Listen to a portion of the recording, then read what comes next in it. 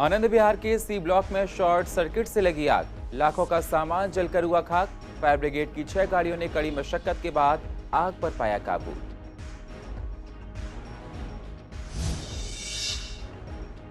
Corona मृतकों के अंतिम संस्कार को लेकर जारी हुआ विवाद। घाट के कर्मचारियों ने कहा, लकड़ियों से नहीं करेंगे अंतिम संस्कार। एमसीडी ने कड़कड़ी मोड़ शमशान घाट को किया है चिन्हित। दिल्ली में कोरोना के मरीजों के इलाज को लेकर बीजेपी कांग्रेस ने लगाया आरोप। केजरीवाल सरकार ठीक से नहीं रख रही है मरीजों का ध्यान। दिल्ली सरकार के अस्पतालों के हालात हैं खराब। दिल्ली में शराब के ठेकों के बाहर लोगों की भीड़ हुई कम। जनता ने कहा, सरकार कोविड टैक्स को ले वापस। ज्यादा रेट होने की वजह से शराब खरीदने में हो रही हैं परेशानियां। और स्वामी दयानंद हॉस्पिटल में कोरोना को लेकर तैयार किया गया अनोखा मॉडल। इमरजेंसी में प्लास्टिक की बनाई दीवार। मरीज और डॉक्टर की सुरक्षा को लेकर किया गया इंतजाम। नमस्कार, स्वागत है आप सभी का सीसीएन में। मैं हूं आपके साथ सुनील चौहान और आप देख रहे हैं पूर्व दिल्ली खास। अब होते हैं रूबरू पूर्व दिल्ली की अहम खबरों के साथ। एक तो लोगों को कोरोना की वजह से घरों में रहकर जान बचानी पड़ रही है, लेकिन अगर पूरा परिवार घर में हो और ऐसी गर्मी में आग लग जाए तो कैसे? इस स्थिति में निपटना हम सब के लिए मुश्किल होता होगा। ऐसा ही घटित हुआ पूर्व दिल्ली के आनंद विहार के सी ब्लॉक में, जहां एसी में शॉर्ट सर्किट की वजह से फर्स्ट और सेकंड फ्लोर पर देखते ही देखते भयंकर आग लग गई। जब तक फायर ब्रिगेड की गाड़ी मौके पर पहुंची आग बुझाने के लिए, तब तक लाखों का सामान जलकर खाक हो चुका था। लोग तुरंत बिल्डिंग से नीचे आ गए। गनीमत ये रही कि कड़ी मशक्कत के बाद 6 फायर ब्रिगेड की गाड़ी ने आग पर काबू पा लिया है। आग बुझ गई है। आग में किसी की जान को कोई नुकसान नहीं हुआ है, ना कि कोई घायल हुआ है। आग पूरी तरीके से बुझा ली गई है। सूचना मिली थी कि C3 आनंद विहार में किसी बिल्डिंग में आग है। सूचना मिलते ही नज़दीकी जो सारी स्टेशन हैं वहाँ से गाड़ियाँ मूव करा दी गई और सारी स्टेशन से गाड़ियाँ यहाँ आने के बाद जो है आग पे, अब तो आग बुझ चुकी है। आप देख रहे हो पीछे आग बुझा दी गई है। बिल्डिंग जो है आपको दिखाई दे रहा है, बेसमेंट ग्राउंड प्लस 3 फ्लोर की बिल्डिंग है, जिससे फर्स्ट फ्लोर बिल्कुल बचा हुआ है। सेकंड एंड थर्ड फ्लोर पे फायर थी। रेजिडेंशियल बिल्डिंग है, इसमें कोई परिवार तो रहता ही होगा। हाँ, कौन रहता था तो पता कर लेंगे, देख लेते कौन है। ठीक है, अभी तक किसी ने कुछ जान माल की हानि का रिपोर्ट नहीं की है। एक कहना मुश्किल है, जैसे कॉल मिली हम सीधे आगे देखना पड़ेगा, पता करना पड़ेगा। हार्डली 10 मिनट के अंदर सर, जो आने में विलम्ब हुआ वही, जो रोड पर जो देरी हुई वही देरी है, बाकी सब कंट्रोल हो गई। दिल्ली में कोरोना को लेकर हाहाकार मचा हुआ है। बीजेपी कांग्रेस दिल्ली सरकार पर ठीक से कोविड-19 पर ध्यान न देने के आरोप लगा रही है। विपक्ष का कहना है कि दिल्ली सरकार के अस्पतालों में ठीक से व्यवस्था नहीं की गई है, जिससे मरीजों को परेशानी हो रही है। दिल्ली सरकार कोरोना को कंट्रोल नहीं कर पा रही है। वहीं आपके नेता का कहना है कि दिल्ली के प्राइवेट अस्पतालों में कोरोना के मरीजों से मोटा पैसा वसूला जा रहा है। बहुत से लोगों को कोरोना का टेस्ट कराने और इलाज कराने में बहुत परेशानियां हो रही हैं। बम्बई और दिल्ली की अगर हम बात करें तो चाहे अनचाहे यहाँ शासन को जो कार्य करना था वो अपने उसमें खरी नहीं उतरी है। और जितने केस दिल्ली में आ रहे हैं और अस्पतालों का जो हाल है वो बेहाल है।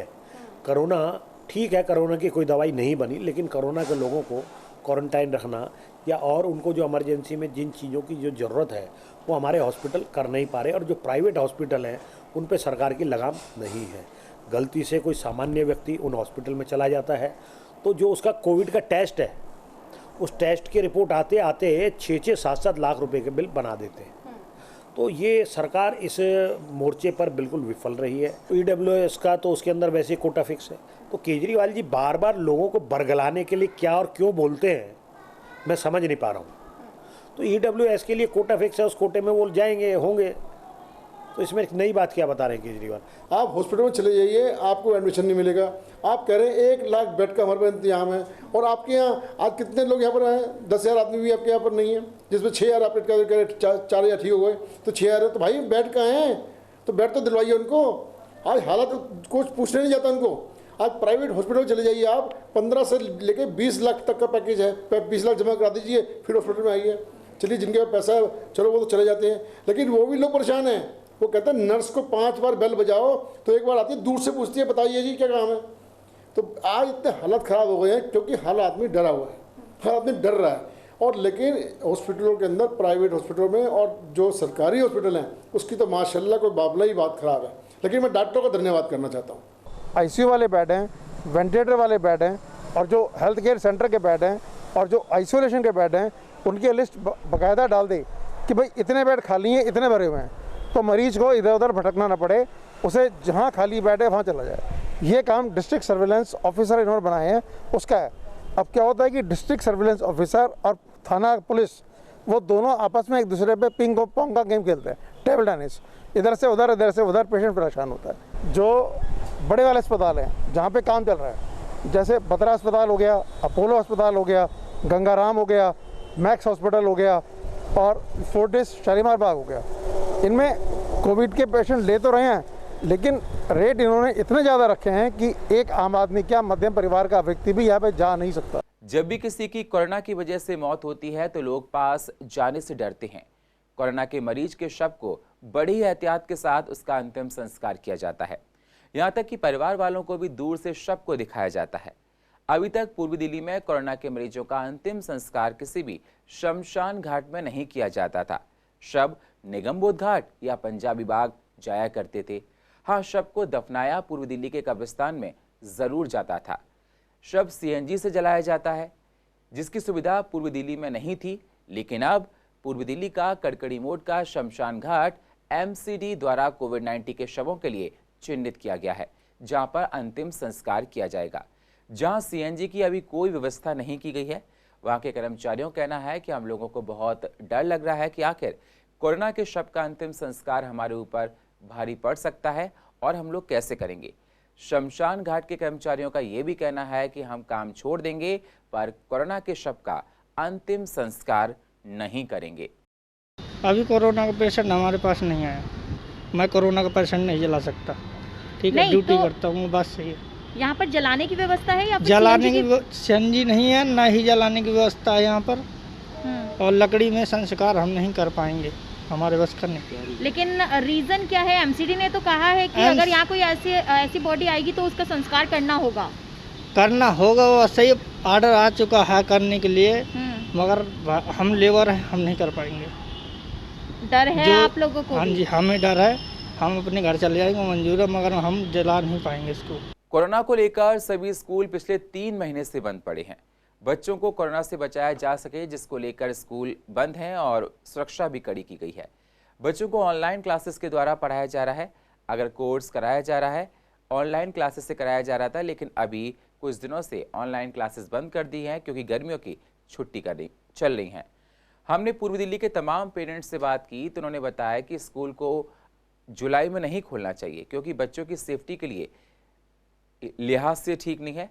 कितने भी नियम बनाए जाएं, लेकिन बच्चे कभी कभी नियमों का पालन नहीं करते हैं, जो बच्चों की सेहत के लिए नुकसानदायक हो सकता है। अभी बच्चों को ऑनलाइन क्लासेस के द्वारा ही कोर्स कराना चाहिए, जो कि कोरोना को देखते हुए बहुत ज़रूरी है। नहीं, बच्चे छोटे हैं, बच्चों के स्कूल बिल्कुल नहीं खोलने जाने चाहिए। अभी वैसे भी लॉकडाउन चल रहा है, अगर आगे सरकार चाहती है, वैसे तो हम हमेशा सरकार के साथ हैं, लेकिन मैं सजेस्ट नहीं करती कि भाई अभी बच्चों के स्कूल खुलने चाहिए। इस साल तो बिल्कुल नहीं खुलने चाहिए, क्योंकि देखा जा रहा है कि दिन प्रतिदिन केसेस बढ़ते जा रहे हैं। केसेस बढ़ने की वजह से तो बिल्कुल स्कूल नहीं खुलने चाहिए। अभी नेट के द्वारा पढ़ाई हो रही है, बच्चे ऑनलाइन पढ़ाई कर रहे हैं, एग्ज़ाम्स भी हो रहे हैं बच्चों के, तो उसमें हमें कोई प्रॉब्लम नहीं है। लेकिन जो व्हाट्सएप पे आते हैं वो बाद में बच्चों को मिल जाता है काम, लेकिन जान से ज़्यादा तो कुछ नहीं। और बच्चे छोटे हैं तो उस हिसाब से अभी स्कूल बिल्कुल नहीं खुलने चाहिए। मैं तो बिल्कुल सजेस्ट नहीं करूँगी कि स्कूल खुलने चाहिए, क्योंकि बच्चे बहुत छोटे हैं और बच्चे वैसे ही अपने फ्रेंड्स को मिस करते हैं। स्कूल जाएंगे तो एक दूसरे के साथ बातें करेंगे, एक दूसरे के साथ बैठेंगे, खेलेंगे, तो वो सेफ़ नहीं है। देखिए, वैसे तो गवर्नमेंट के साथ ही है, अगर वो इस तरह का कुछ सोचते हैं तो we are most welcome with that, but फिर भी एज ए मदर मैं नहीं सजेस्ट करूँगी कि स्कूल्स खुले अभी, क्योंकि ऑनलाइन स्टडीज़ चल रही हैं, टीचर्स भी बहुत हेल्पफुल है, वो अच्छे से बच्चों को समझा रहे हैं। नहीं कुछ समझ आता है तो बाय कॉल करके हम उनको पूछ लेते हैं, तो अभी कोई ऐसी प्रॉब्लम लग नहीं रही है। दिल्ली में लॉकडाउन 4.0 चल रहा है, जिसमें दिल्ली के सीएम ने तमाम शर्तों के साथ छूट दी है।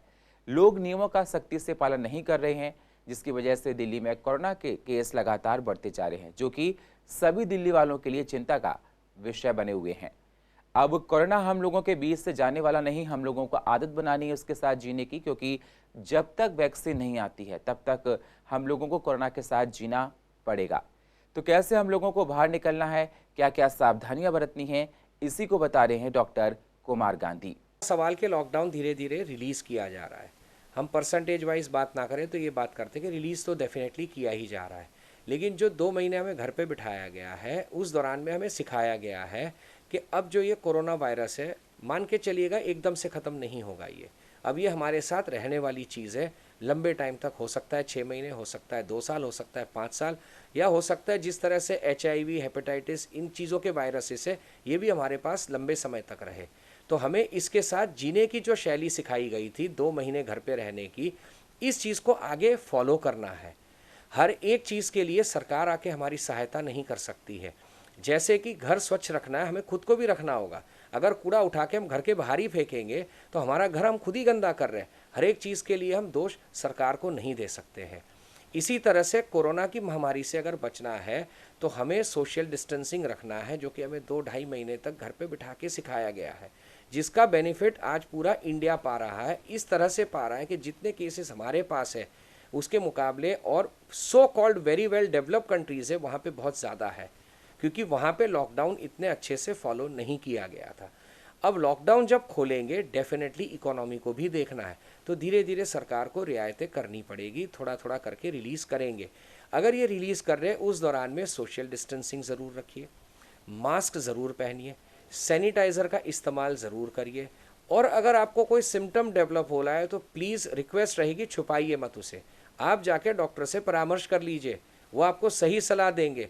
हर एक जिसको भी खांसी जुकाम या गला खराब है, हर एक बंदा कोरोना या कोविड पॉजिटिव नहीं है।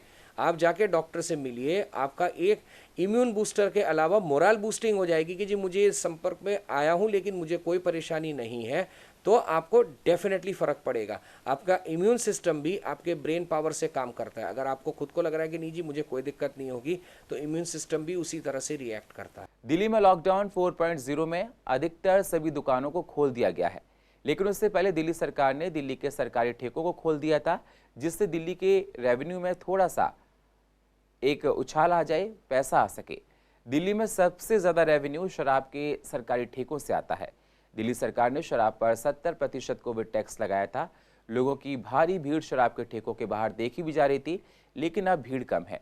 दिल्ली के लोगों का ये भी कहना है कि कोविड टैक्स को दिल्ली सरकार वापस ले, जिससे लोगों को महंगी हो रही शराब से निजात मिले। अभी फिलहाल शराब के ठेकों के बाहर भीड़ नहीं देखी जा रही है। पहले जो हमने 110 रुपए की थी, अब 190 रुपए की है। क्या इसके रेट अब कम हो जाने चाहिए? बिल्कुल कम होने चाहिए, कमाई है नहीं, रेट कम होने चाहिए। इतनी कमाई बची नहीं है, लोगों की काम धंधे सब ठप पड़े हैं, आदमी अफोर्ड नहीं कर पा रहा। जो आदमी पहले ज़्यादा रहता था वो कम पीने लगा है, इसलिए कम होनी चाहिए। अब तुम देख रहे हो जो कोरोना के लिए जो पैसा था उससे तो ज़्यादा पहुँच गया से। अब कोई बेचारा अपना कर रहा, देख रहे हो हालात क्या है, पैसे की है नहीं। इसमें जान है वो अपने लगा हुआ लाइन में, बाकी तो फेल जो हो चुके बेचारे क्या कर रहे हैं। यही जा रहा, आप देखो फोर्स तो जहाँ से पुलिस थी पहले कम हो गई, अपने आदमी तरीके से लाइन में ले रहा। आदमी कोई पी नहीं पाता, इतना रेट इतने ज़्यादा लगा रखे हैं, 70% ज़्यादा है। अब आदमी कैसे पिएगा, कैसे कमाएगा, कैसे खाएगा, बहुत मुसीबत है। सर आज 3 दिन से सुन रहे हैं कि रेट कम हो रहा है, लेकिन यहाँ तो नहीं। आज इन्होंने बोर्ड भी उल्टा करके रख लिया, उसके बाद भी रेट कम नहीं हो रहा, वही रेट 70% फालतू ले रहे हैं। कि कैसे ऐसा, मतलब कितने दिन तक चलेगा? यानी कि केजरीवाल ने जितना खिलाया हमें वो लूट हमसे फिर वापस ले रहे हैं क्या? जितना उन्होंने फ्री में खिलाया तो वो हमसे वापस ले रहे हैं। कम से तो ये था कि हमारा घर भी चल जाता था, हमारा अपना भी काम चल जाता। आज तो अपना या घर चलाओ या अपना चलाओ। मैं सर चाहता हूँ कि रेट वही वाला पुराना रेट जो है वो रेट हो जाए। पुराना जो रेट है दिल्ली गवर्नमेंट का वो रेट हो जाए, वो ले, उसमें किसी को भी परेशानी नहीं होगी। अब थोड़ा सा रेट इनके इतने बढ़ गए हैं कि जहाँ आदमी 1 बोतल लेता था वहाँ क्वार्टर में काम चल रहा है। ठीक है, उसके हिसाब से चलो जब तक लॉकडाउन था अब तो काफ़ी खुल गया है, तो इनको रेट पुराने वाले कर देने चाहिए। पब्लिक को नुकसान क्या है सर? ब्लैक में इतनी ले के पीते हैं लोग बाग, उससे ज़्यादा गंदी दारू मिलती है ब्लैक से। अपने दिल्ली के ठेके पर अच्छी मिल जाती है, उसको ले बहुत नुकसानदायक। अगर नॉर्मली 1 बोतल लोगे 450 रुपये की बोतल होती है, वो अब 800 रुपये तक की मिल रही है, डबल में पहुंच गई। मतलब उससे बड़ी दिक्कत आती है लोग। कोरोना को देखते हुए पूर्व दिल्ली के स्वामी दयानंद अस्पताल में खास मॉडल तैयार किया गया, जिसमें हेल्थ केयर और डॉक्टर की सेहत का ध्यान रखा जा सके। आपको बता दें, अस्पताल की इमरजेंसी को एक प्लास्टिक की एक दीवार से 2 हिस्सों में डिवाइड किया गया है, जिससे कोरोना को लेकर प्रिकॉशंस रखे जा सकें, वायरस एक दूसरे के संपर्क में ना आए। ये दीवार मरीज और डॉक्टर में अंतर के बीच दिखाई देता है और कोरोना होने का खतरा भी मरीज से डॉक्टर में या डॉक्टर से किसी और में जाने का संक्रमण बहुत ही ना के बराबर होता है। अब कोरोना से बचाव के लिए जो सबसे कारगर चीज़ है वो हम फिज़िकल डिस्टेंसिंग बोलते हैं और ये मास्क बोलते हैं, हाथों की सफाई, जो सैनिटाइजेशन जिसको बोलते हैं। तो उसी कड़ी में फ़िज़िकल डिस्टेंसिंग मेंटेन करने के लिए, क्योंकि जो मरीज़ अस्पताल में आता है वो कोई ना कोई बीमारी लेके आता है और बीमार लोगों में कोरोना पॉजिटिव होने का चांस बहुत ज़्यादा होता है, या जो लोग बुखार के साथ में आ रहे हैं उन लोगों से भी ये खतरा रहता है कि कहीं किसी को कोरोना ना हो। अब ऐसे में डॉक्टर अगर मान लीजिए डायरेक्ट मरीज़ के संपर्क में आता है और उस डॉक्टर को किसी से इन्फेक्शन लगा, तो पता लगा उसने 40-50 मरीज़ देखे हैं, तो उन सभी को इन्फेक्शन लगने का खतरा रहता है। तो इस वजह से क्या किया गया, एक प्लास्टिक की ट्रांसपेरेंसी पतली सी शीट, ट्रांसपेरेंट शीट जो है वो टांगी गई है। अभी ये प्रयोग इमरजेंसी में किया गया कि जिसमें मरीज़ उसके एक साइड होता है, डॉक्टर दूसरी साइड होता है, तो वहाँ से मरीज़ अपनी बात बताता है, डॉक्टर पर्चे पे लिख के उसको दे देते हैं और वो से दूसरी साइड जाके अपना इलाज करा लेते हैं। तो इससे काफ़ी हद तक ये इंश्योर हुआ कि इन्फेक्शन रहेगा तो उस एक ही साइड में रहेगा और मरीज़ से डॉक्टर या डॉक्टर से मरीज़ में संक्रमण का जो चांस है वो बिल्कुल भी नहीं रहेगा। जैसे लॉकडाउन में रियायत दी गई है, पब्लिक ट्रांसपोर्ट खुल गया है थोड़ा थोड़ा और लोगों के अपने आने जाने पर भी रेस्ट्रिक्शन कम हुई है, तो मरीजों की संख्या बढ़ रही है धीरे धीरे। हालांकि वो उतनी नहीं है जिस टाइम पे पूरी फुल ओपीडी चलती है, लेकिन हाँ अभी भी लगभग 1000 के करीब लोग आना शुरू हो गए हैं पूरे दिन भर में मिला के। जब से दिल्ली में लॉकडाउन हुआ है तब से यमुना स्पोर्ट्स कॉम्प्लेक्स में मजदूरों को प्रशासन के द्वारा रोका गया है। अभी भी यमुना स्पोर्ट्स कॉम्प्लेक्स में 2000 के लगभग मजदूर हैं। बारी बारी से मजदूरों को उनके गाँव पहुँचाया जा रहा है। प्रशासन की तरफ से कोरोना को लेकर सारे एहतियात यमुना स्पोर्ट्स कॉम्प्लेक्स में बढ़ते जा रहे हैं। आज भी वेस्ट बंगाल के लिए लोगों को भेजा जा रहा है। पिछले 2 दिन से बिहार के लिए कोई ट्रेन नहीं चल रही है। डीटीसी बस के माध्यम से मजदूरों को रेलवे स्टेशन पर भेजा जाता है, जिससे वो लोग अपने गांव सुरक्षित जा सकें। बिहार से आया हूँ, बिहार जाना तो यहाँ 3 रोज से हूँ।